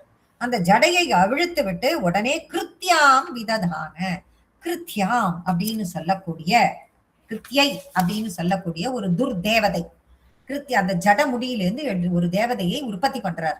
கிருத்தியை அப்படின்னு சொல்லக்கூடிய ஒரு துர்தேவதையை சிருஷ்டி செய்து அந்த துர்தேவதையை அம்பரீஷனை தாக்குறபடி ஏவி விடுறார். அந்த துர்தேவதையை அம்பரீஷனை தாக்கும்படி ஏவி விடுறார் துர்வாசர். அப்ப இந்த கிருத்தியாம்ங்கிற அந்த தேவதை வந்துடுத்து அதை தாக்கும்படி ஏவி விட்டாச்சு. இப்ப இந்த கிருத்தியாம் என்ன பண்றது? கிருத்தியாஞ்சதாமசிதராம் புவனம் தகந்தீம் அக்ரேபிவீக்ஷ்ய நிருபதிர்ன பதாஸ்ச கம்பே பத்பக்தபாதமபிவீக்ஷ்ய சதர்சனந்தே கிருத்யானலம் சலபயன் முனிமன்வதாவேத். கிருத்யாஞ்சதாம், இந்த கிருத்யா அப்படின்னு கிருத்தியை அப்படின்னு சொல்லக்கூடிய அந்த துர்தேவதை, அந்த பூதம் என்ன பண்றதுன்னா, கையில கத்திய தூக்கிட்டு அப்படியே அந்த கத்தி எப்படி இருக்குன்னா ஜுவாலை, நெருப்பு ஜுவாலை, அப்படியே அதுல தக தக தக தகன்னு இருக்கு அந்த கத்தி. அதை எடுத்துட்டு புவனம் தகந்தி, இந்த உலகத்தையே எரிச்சுண்டு வரா மாதிரி அக்ரே அபிவீக்ஷிய நிருபதி, அம்பரீஷனுக்கு எதிர்க்க வருது. அம்பரீஷன் மேலதானே ஏவி விடுறாரு துர்வாசர். உடனே அம்பரீஷன் எதிர்க்க இந்த துர்தேவதை ஒரு கத்தியை எடுத்துட்டு தக தக தக தகன்னு நெருப்பு, அதை புவனத்தையே இந்த உலகத்தையே எரிச்சு விடுற மாதிரியான ஒரு ஒளி, அதை எடுத்துட்டு பூதத்தை, அந்த பூதம் அதை கத்தியை எடுத்துட்டு அம்பரீஷனுக்கு எதிர்க்க வருது. அம்பரீஷன் அதை பார்த்தான். பார்த்தோம், அம்பரீஷன் பார்க்கிறான். அக்ரேபி வீக்ஷ நிருபதிர் ந பதாஸ்ச கம்பே, ந பதாஸ்ச கம்பே, நான் பதாச்ச கம்பே அப்படின்னா என்னன்னா, தான் இருக்கும் அதை பார்க்கறான், பார்த்துட்டு தான் இருக்கும் இடத்தில் இருந்து கொஞ்சம் கூட அவன் அசையவில்லை. தான் இருக்கும் இடத்தில் இருந்து கொஞ்சம் கூட அசையவில்லை. ஏன்னா உண்மையான ஒரு பக்தன் எதுக்குமே பயப்பட மாட்டான். உண்மையான ஒரு பக்தன், பகவான் மேல பரிபூரணமான நம்பிக்கை கொண்ட ஒரு பக்தன் எதுக்கும் பயப்பட மாட்டான். பகவானுக்கு மட்டும் பயந்தா போரும், வேற எதுக்கும் பயப்பட வேண்டிய தேவையே அவனுக்கு இருக்காது. பகவானுக்கு பயப்படலைன்னா மீதி எல்லாத்துக்குமே பயப்பட வேண்டியதுதான். பகவானுக்கு மட்டும் பயந்து நியாயமா நேர்மையா பகவத் பக்தி பண்ணிண்டு பகவத் கைங்கரியம் பண்ணிட்டு இருந்தா வேற எதுக்குமே பயப்பட வேண்டாம்ங்கிறதுக்கு இது சாட்சி. கொஞ்சம் கூட நகரவே இல்லை. ந ந பதாச்ச கம்பி, கொஞ்சம் கூட அந்த இடத்தை விட்டு விலகாமல் அப்படியே அவன் இருந்தான். பக்த பாதம், குருவாயூரப்பா உன் பக்தனுக்கு ஏற்படும் அந்த தாக்குதலை ஒன்னால பார்த்து சும்மா இருக்க முடியுமா குருவாயூரப்பா?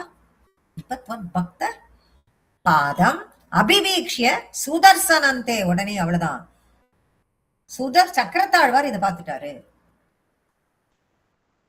அந்த பூதம் இவங்கிட்ட வருது, அட்டாக் பண்ண வருது, அம்பரீஷனை அட்டாக் பண்றதுக்கு. அவன் நகரவே இல்லை. ஆனா உன்னுடைய பக்தன் அவன் உன் மேல நம்பிக்கை கொண்டு உட்கார்ந்துட்டு இருக்கான். அப்படி உட்கார்ந்துட்டு இருக்கிறவனை யார் பாக்குறா? அபிவீக்ஷிய சுதர்சனந்தே. அப்ப பாக்குறது யாரு?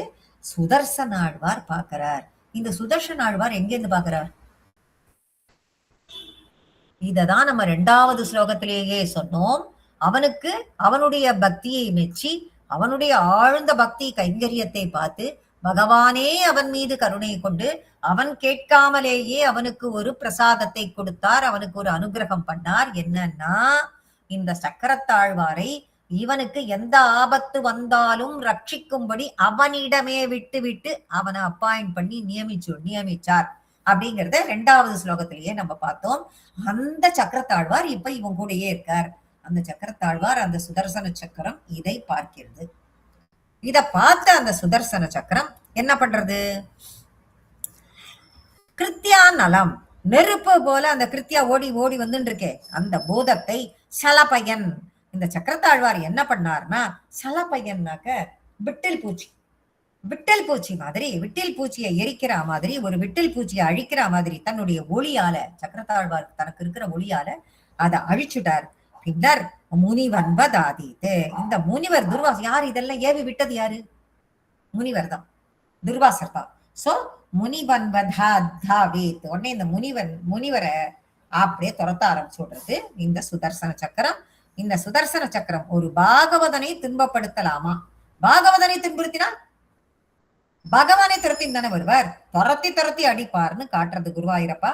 இப்படி துரத்துறானே, அதுக்குன்னு சக்கரத்தாழ்வார் இப்படி இவ்வளவு வேகமா துரத்துறாரே, எங்க போய் முடிய போறது குருவாயூரப்பா இது அப்படின்னு சொல்லி வட்டத்திரி நினைச்சுட்டு இருக்கிற அந்த நேரத்துல தாவன் அசேஷ புவனேஷு பியச பஷ்யல் விஸ்வத்ர சக்ரமபிதே கதவான் விரிஞ்சம் கக்கால சக்ரமதிலங்கயதீத்யபஸ்தக சர்வம் யயௌ சச பவந்தமவந்தயைவ.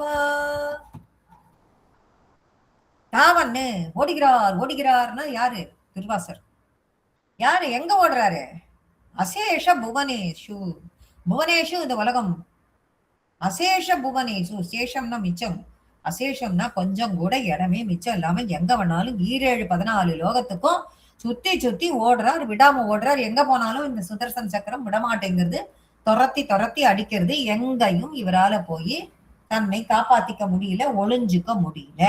அப்ப அந்த சக்கரத்தாழ்வாரை பார்த்து பியான்னா பயப்பட்டார். இப்பதான் பயந்தார். பயந்துட்டு பஷ்யன், பயந்தவர் பார்த்தாராம். எத? சக்கரத்தாழ்வார. விஸ்வத்ர சக்கரமபிதே, திரும்பி அந்த சக்கரத்தாழ்வாரை பார்த்தா இவருதான் உலகம் பூரா ஓடி ஓடி வந்திருக்காரோ இல்லையோ, இவருக்கு அப்படியே தலையே சுத்துறது. சுத்தி உலகம் பூராத்தையும் பாக்குறாரு. விஸ்வம் உலகம் பூராத்தையும் பார்த்தா இருக்கிறது ஒரு சக்கரத்தாழ்வார் தான். ஆக்கிற இடமெல்லாம் சக்கரத்தாழ்வாரா தெரியுது. சபஷ்யன் பாக்குறாரு, இவர் பார்வையில எல்லாமே ஒரே சக்கரத்தாழ்வாரா தெரியுது. சக்கரமபிதே, எங்க பார்த்தாலும் ஒரே சக்கராயுதமா தெரியுதே. துரத்துறதுமா ஒரு சக்கரம், ஆனா பார்த்த இடமெல்லாம் சக்கரத்தாழ்வார். இந்த பயத்துல தேவான் விரிஞ்சன். உடனே இப்ப என்ன பண்றது, எங்க போய் தஞ்சம் அடையிறதுன்னு யோசிக்கிறார். கதவான் விரிஞ்சன். உன்னை சக்கரம் அபித்தே கதவான் விரிஞ்சன். உன்னை நேர போய் விரிஞ்சம்னா பிரம்மா.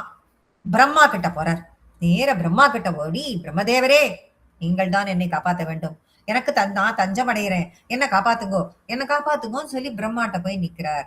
உடனே பிரம்மா சொல்றார், கக்கால சக்கரமதி லங்கையதி சொல்லிடுறார். அப்பா இது காலச்சக்கரம்ப்பா, இது காலச்சக்கரம், என்னால எதுவுமே பண்ண முடியாது. இதுல இருந்து நான் காப்பாத்துறதா, என்னாலெல்லாம் அது எதுவுமே முடியாதுப்பா, இது காலச்சக்கரம். அதுக்கெல்லாம் எனக்கு எந்த விதத்திலையும் வேல்யூவே இல்ல. இது காலச்சக்கரம், என்னையே உண்டாக்கினது இது அப்படின்னு சொல்லிட்டு சொல்றார்.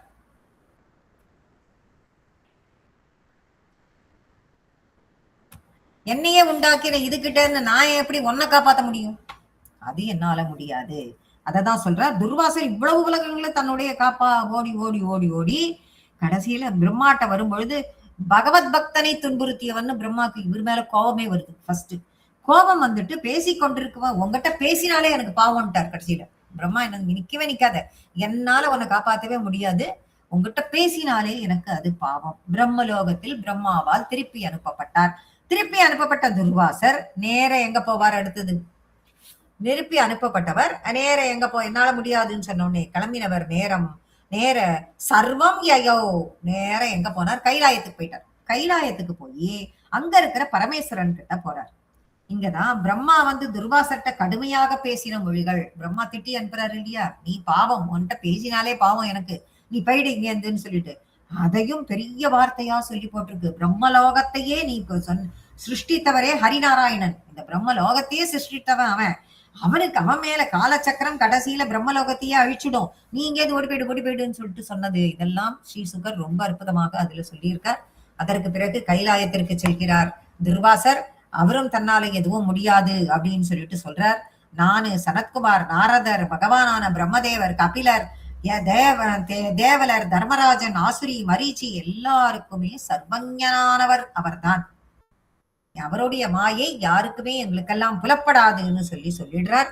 அதனால நீ விஷ்ணுவை சரணம் அடையறதுதான் பெட்டர்னு சொல்லி அவர் திருப்பி அங்கே இருந்து பரமசிவனும் அனுப்பிச்சு வச்சு விடுறார். அப்படி பரமசிவனும் அனுப்பிச்சு வைக்க நேர என்ன பண்ணிட்டார்? பவந்தம் அவந்த தைவா, கடைசியில குருவாயிரப்பா உன்கிட்ட உன்னுடைய திருவடியிலேயே சரணமடைந்து நீதான் காப்பாத்தணும்னு சொன்னாரே அந்த துர்வாசர், கடைசியில நீதானே குருவாயிரப்பா எல்லாருக்கும் அடைக்கலம். அப்படிப்பட்ட உன்னிடம் அவரும் கேட்க நீயும் நான் சொல்வது சரிதானே, அவரும் உன்னிடம்தானே தஞ்சமடைந்தார் கடைசியில, இது முன்னாடியே அவர் பண்ணியிருக்கலாமோன்னு சொல்ல ஆமாம் என்று சிரித்தான் குருவாயிரப்பன். भूयो भवन्निलयमेत्य मुनिन्नमन्तम् प्रोचे भवानघवृषेणनुभक्तदासः ज्ञानम् तपश्च विनयान्वितमेव मान्यम् याह्यम्बरीषपदमेव भजेति भूमन्. குருவாயிரப்பா, அந்த துர்வாசர் உன்னுடைய இருப்பிடமான எந்த இடத்துக்கு வந்தாரு? பூயோஹோ, போயஹா அப்படின்னா அதன் பின் பவன் நிலையமேத்த உன்னுடைய இருப்பிடமான திருப்பார்கடலில் அடைந்து முனிம் நமந்தம் அந்த முனிவரான அந்த துர்வாசர் உன்னை வணங்கினார். அவரை நீ சொன்ன என்ன சொன்ன? அகம் ரிஷேயே, ரிஷியே துர்வாசரே, நான் எப்படிப்பட்டவன் தெரியுமா? நனு பக்த தாசக, சரணம் அடைஞ்சு அப்பா என்ன காப்பாத்துன்னு கேட்கிறார். இப்ப துர்வாசர் இந்த சக்கரம் என்ன சுத்தி சுத்தி வருது, என்ன அதை கழுத்தெடுத்து கொண்டுடும், அதனால பகவானே விஷ்ணுவே உங்ககிட்ட இருக்கிற ஆயுதம் அது, அதனால நீ என்ன காப்பாத்து அப்படின்னு சொல்லிட்டு கேட்க அப்பர் சொல்றார், அப்பா ரிஷே நான் யாருன்னு உனக்கு தெரியுமா? நான் நனு பக்த தாசன், என் பக்தர்களுக்கெல்லாம் தாசன்னு சொன்னையே குருவாயிரப்பா. நீ பகவான் எப்பயுமே தன்னுடைய பக்தர்களுக்கு உயர்ந்த ஸ்தானத்தை கொடுத்துருவான், அவ்வளவு எளிமையானவன் பகவான். இத ரெண்டு இடத்துல இதுக்கு எல்லாம் எது சாட்சி அப்படின்னு பார்த்தோம்னா ராமாயணமும் மகாபாரதமும் தான் சாட்சியே நமக்கு. மகாபாரதத்தை எடுத்துட்டோம்னா அர்ஜுனன் என்ன பண்ணான்? கிருஷ்ணர் கிட்ட போய் முதல்ல யுத்தத்துக்கு அவர்கிட்ட போய் ஹெல்ப் கேட்க போகும்பொழுது கிருஷ்ணர் கிட்ட எங்க உட்காந்துக்கிறான், அவருடைய பாதத்துக்கிட்ட உட்கார்ந்துட்டு தான் கிருஷ்ணர் கிட்ட பேசுறான். அப்புறம் கிருஷ்ணர் என்ன பண்ணார்? இப்ப ஏற்பட்ட பக்தனை தேர்தட்டுல உயர்ந்த ஸ்தானத்துல உட்காத்தி வச்சுட்டு இவரு தேரோட்டியா இருந்துட்டு கீழே இருந்துட்டு எளியவராக அவனுக்கு வேலைக்காரனாக தன்னை ஆக்கி கொண்டான் பகவான். இது பாகவதத்துல நமக்கு கிடைக்கிறது.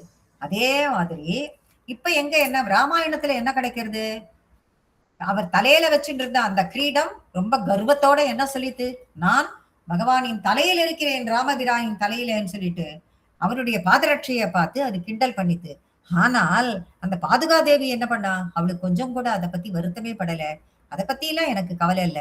நான் எப்பொழுதுமே ராமனுடைய திருவடிக்கு கைங்கரியம் செய்வதிலேயே எனக்கு விருப்பம்னு சொல்லி அந்த பாதுகாதேவி ராமனுக்கு திருவடிக்கு கைங்கரியம் பண்ணிக்கொண்டே இருந்தாள். அந்த பாதுகை 14 வருடங்கள் சிம்மாசனத்தில் இருந்து ஆட்சி செய்யும் பொறுப்பை அந்த பாதுகை பெற்றது. ராமனுடைய திருவடி திருமுடி அந்த 14 வருடங்கள் தலையிலிருந்து இறங்கி கீழே இறங்க வேண்டிய நிலை வந்தது. அதுதான் அந்த பாதுகையில் இருக்கிறதுக்கு உயர்ந்த ஸ்தானமும் இதுக்கு தாழ்ந்த ஸ்தானமும். அப்படி ஒரு எளிமையான காட்சி பொருட்கள்லாம் நமக்கு இந்த இதிகாசங்கள்லயே நமக்கு எல்லாமே கிடைக்கிறது, பிரமாணம் கிடைக்கிறது. அப்படி ஒரு பக்ததாச, நான் என் பக்தர்களுக்கு தாசன். பக்தன் கிட்ட தப்பு பண்ணிட்டு என்கிட்ட வந்து கேட்டா எப்படி எப்படி நீ முதலாளி கிட்ட வந்து கேட்கணும்னு சொல்லி கேக்குறீங்க. யார் இப்போ முதலாளி? அங்க போய் நீ கேளு. நான் தொழிலாளி, இப்ப நான் ஒண்ணும் பண்ண முடியாது. இப்ப முதலாளி யாரு? அம்பரீஷன். போ அங்க போய் கேளுன்னு சொன்னியே குருவாயிரப்பா. அதோட இல்லாம நீ துர்வாசருக்கு ஒரு அறிவுரையும் சொன்னியே. என்ன நீ அறிவுரை சொன்ன? ஞானமும் பக்தியும் மட்டும். ஞானம் தபஸ்ச வினயாவின், அவ்வளவுதான். ஞானமும் தவமும் மட்டும் இருந்தால் போராது, பணிவுங்கிறதும் இருக்கணும். வெறும் ஞானமும் தவமும் மட்டும் இருந்தா போராது, பணிவுங்கிறதும் இருக்கணும்னு சொல்லி இத நமக்கும் புரிய வைக்கிறதுக்கே பகவான் இந்த லீலையை செய்தான். அப்ப குருவாயிரப்பா இது சரியான்னு கேட்டாரே அந்த ஸ்லோகத்துல, அப்ப புருவத்தை சத்தி பார்த்து ஒரு நம்பிட்டு சிரிப்பு சிரிச்சதுக்கு அர்த்தம் இதுதான். இது ஒரு லீலைங்கிறத சொல்றதுக்கு தான் பகவான் இதை செஞ்சான். ஞானம் தபஸ்ச வினயான்விதமேவ மான்யம். ஐயோ, ஞானமும் தபசும் எல்லாராலும் போற்றப்படும். அந்த ஞானம் வரும் பொழுது செருக்கோடு, தவம் வரும் பொழுது சாபமும் கொடுத்துட்டா பிரயோஜனமே இல்லை. வித்யா ததாதி வினயம். எப்பயும் வினயம் இருந்துட்டே இருக்கணும். அந்த பணிவுதான் ரொம்ப ரொம்ப முக்கியம். யாகி யாஹி அம்பரீஷ பதமேவ பஜேதி. யாகி அம்பரீஷ பதம். அந்த அம்பரீஷன் கிட்ட நீ போ, அவங்கிட்ட போய் நீ மன்னிப்பு கேளு. அவங்கிட்ட போய் நீ அடிபணிந்து மன்னிப்பு கேட்டுட்டயானா சக்கரத்தாழ்வார் உன்னை விட்டுடுவார்னு சொல்ல. இதி நீ இப்படி சொன்னோன்னியே பூமன்னு வாயிரப்பா எங்கும் நிறைந்தவனே. இந்த பூமன்கிற வார்த்தை அவ்வளவு வசதியான ஒரு வார்த்தை. அவ்வளவு அந்த வார்த்தையே கண்ணுல வத்திக்கணும், அப்பேற்பட்ட ஒரு வார்த்தை. இத நம்மாழ்வாரே சொல்றார். நம்மாழ்வார், பகவானே நீ பெரியவனா நான் பெரியவனா அப்படின்னு பகவான் கிட்ட கேக்குறார். பகவான், இது என்ன பெரிய சந்தேகம் உனக்கு? இந்த பிரபஞ்சத்தையே நான் தான் தாங்குறேன், அப்ப நான் தானே பெரியவன் அப்படின்னு பகவான் சொல்ல. இந்த பிரபஞ்சத்தை வேணா நீ தாங்கலாம், ஆனா உன்னையே நான் என் மனசுக்குள்ள வச்சுட்டு இருக்கனாகும், அதனால நான் தான் உன்னை விட பெரியவன்றார் நம்மாழ்வார். அது எப்படி அப்படின்னு பகவான் கேட்கும் பொழுது, உன்னை பத்தின குணா லீலங்களையும் கதா சிரவணங்களையும் என்னுடைய காதால கேட்டு கேட்டு கேட்டு கேட்டு அவ்வளவையும் காட்சிப்படுத்தி உன்னையே நான் என்னுடைய மனசுல நிறுத்தின்னு இருக்கேன். அப்ப இந்த பிரபஞ்சத்தை தாங்கக்கூடிய நீயே என் உள்ளத்துக்குள் இருக்கும் பொழுது நீ பெரியவனா நான் பெரியவனா? நீ பெரியவன் என்று சொல்வதற்கு சாட்சியார், நான் பெரியவன் என்று சொல்றதுக்கு இது சாட்சின்னு கேட்கிறாரு நம்மாழ்வார். அவ்வளவு ஒரு அற்புதமான ஒரு பக்தி, அந்த ஒரு நிலை அவ்வளவையும் கொண்டு வந்து எல்லாத்தையும் கொண்டு வந்து இந்த ஒரு ஸ்லோகத்திலேயே கொடுக்கிறார். அப்படி ஒரு வினயத்தோட இருந்தால் வெறும் ஞானமும் தவமும் அப்பத்தான் உனக்கு பலிக்கும். ஞானமும் தவமும் மட்டும் இருந்து பிரயோஜனம் இல்லைங்கிறத துர்வாசருக்கு தெரியப்படுத்தி நீ போய் நேர அம்பரீஷன் காலில் விழு அப்படின்னு சொல்லிட்டு அனுப்பிச்சு விட்டாயே குருவாயிரப்பா நீ.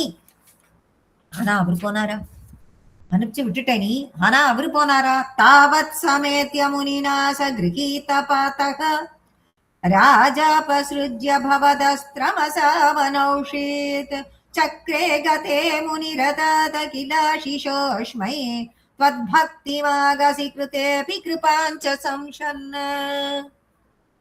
தாவத்து அதுக்கப்புறம் சமேத்திய முனினா, இந்த முனிவர் யார்? இந்த முனிவர் யாரு? துர்வாசர். சக்ரிகேத பாதக ஓடி வரார். நேர அம்பரீஷனுடைய 2 பாதத்தையும் வந்து கெட்டியா பிடிச்சுக்கிறார். பிடிச்சுட்டார். நீதான் என்னை காப்பாத்த வேணும்னு சொல்ல, நாம இருந்தா என்ன பண்ணுவோம்? வந்தியா வழிக்கு பாபா வந்தியா அப்படின்னு சொல்லி கடைசியில என் கால் அடிக்குதானே நீ வந்தாகணும், என் காலை பிடிக்கதானே கெஞ்சறதுக்கு தானே வரணும், இப்படின்லாம் நாம இருந்தால் நினைப்போம். ஆனால் அம்பரீஷன் என்ன பண்ணா? ராஜா அபஸ்ருஜிய உடனே டக்குன்னு நகர்ந்துட்டான். நாதண்ட அச்சோ அபச்சாரம் அபச்சாரம், நீங்க ஒரு ரிஷி, நீங்க போய் ஏன் காலில் விழலாமா? தன் மேல ஒரு பூதத்தையே ஏவியவர். அப்படி அடியார்கள் கோபம் அப்படிப்பட்டவரா இருந்தாலும் இப்பேற்பட்ட அம்பரீஷனை போன்ற ஒரு அடியவர்கள் கோபங்கிற நினைப்புக்கே போறதே கிடையாது, பயப்படுறதும் கிடையாது, கோபப்படுறதும் கிடையாது, பயப்படுறதும் கிடையாது.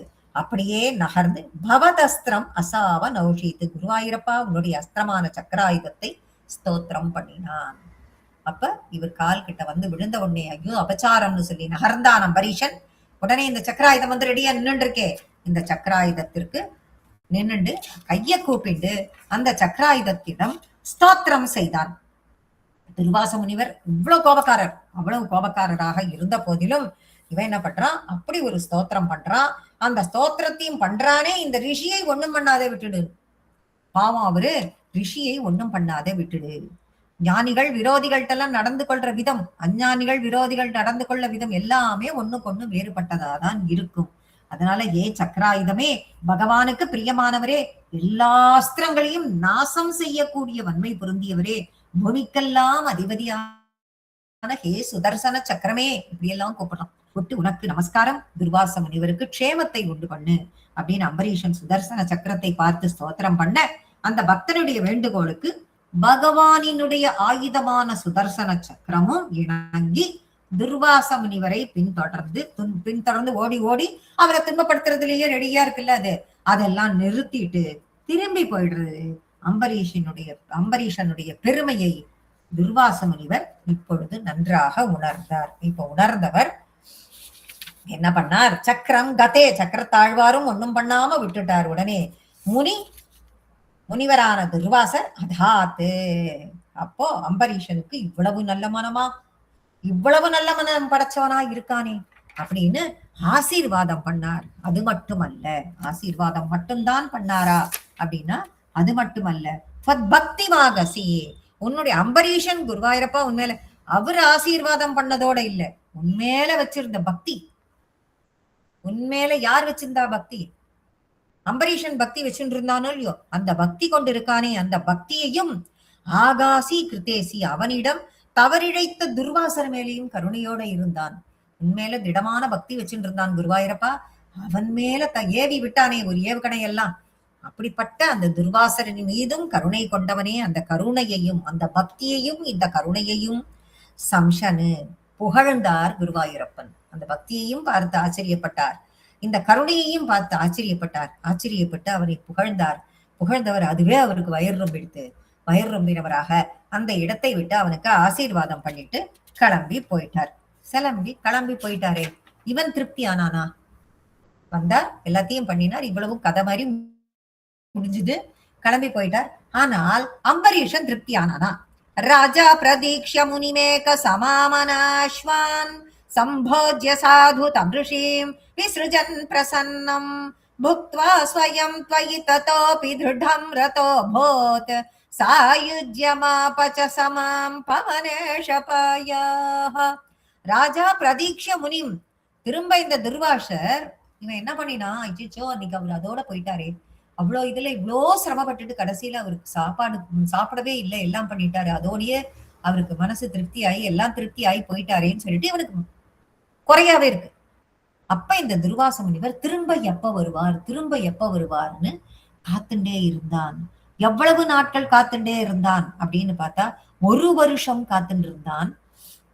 அவரை காத்துட்டு இருந்தான் அம்பரீஷன். அந்த 1 வருஷமும் எப்படி காத்துட்டு இருந்தான், அன்னைக்கு பாரணைய முடிச்சேன்னு சொல்லி அந்த தீர்த்தத்தை சாப்பிட்டானோ இல்லையோ, அதே மாதிரி அந்த பெருமாள் தீர்த்தத்தை மட்டுமே சாப்பிட்டு கொண்டு 1 வருட காலங்கள் இருந்தார். அப்படி ஒரு பக்தி, அப்படி ஒரு ஆச்சாரிய பக்தி ஒரு பக்கம், பகவத் பக்தி ஒரு பக்கம். இன்னொரு பக்கம் பார்த்தா இந்த முனிவர் வந்துட்டு போனாரே, இவர் சாப்பிடாம போனாரே, இவர் சாப்பிடணும் திரும்ப வரணும்னு வெயிட் பண்ணிட்டு அதுக்காக அப்படியே 1 வருட காலமும் இருந்தான். அவரு நல்ல விதமா உபச்சாரம் பண்றேன்னு அவர் வந்த உடனே நல்லபடியா அவருக்கு சாப்பாடு போட்டு உபச்சாரம் பண்ணி அவரை உபசரிக்கணும்னு காத்துட்டு இருந்தான். 1 வருஷம் ஆனது. துர்வாசரும் வந்தார்.